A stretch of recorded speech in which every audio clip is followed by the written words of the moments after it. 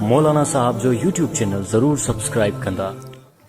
सही मैयत के चुमी ॾियण कीअं आहे हिकिड़ी ॻाल्हि ज़हन में रखो, कहिड़े कहिड़े मैयत खे बंदो चुमी ॾेई सघे थो। वालदेन जेकॾहिं इंतकाल करे विया आहिनि, पीउ इंतकाल करे वियो आहे, माउ इंतकाल करे वई आहे, कोई बि मुस्लमान जेकॾहिं पंहिंजे वालदेन खे निड़ ते बोसो ॾिए थो, चेहरे ते चुमी ॾिए थो, मरी विया आहिनि, घर में मैयत पई आहे, गुसुल खां बाद में ॾिठंदी यार अबो वञे थो हाणे अबे जी बस इहा लास्ट मुलाक़ात आहे मूंसां, आख़िरी मुलाक़ात आहे।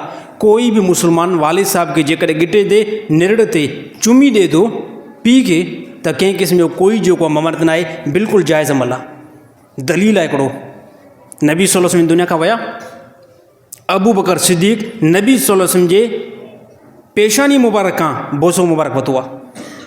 हज़रत अली साईं उमर रज़ियल्लाहु ताला अन्हु हिन दुनिया खां विया, हज़रत उमर रज़ियल्लाहु ताला अन्हु जे बोसे खां निड़ खां हज़रत अली साईं चुमी मुबारक वरिती आहे। यानी इहो अमल साबित आहे, औलाद वालदेन खे चुमी ॾेई सघे थी, ऐं सेम अहिड़ी तरह वालदेन पुट खे बि चुमी ॾेई सघनि था, जंहिं टाइम पुट हिन दुनिया खां वियो आहे। उस्ताद आहे, शागिर्द उस्ताद खे ॾेई सघे थो, अहिड़ी तरह मुरीद जेको आहे पंहिंजे मुर्शिद खे बि ॾेई सघे थो, जेकॾहिं मुर्शिद हिन दुनिया खां हले वियो आहे। इन जी शरीयत इस्लाम में बिल्कुलु इजाज़त आहे।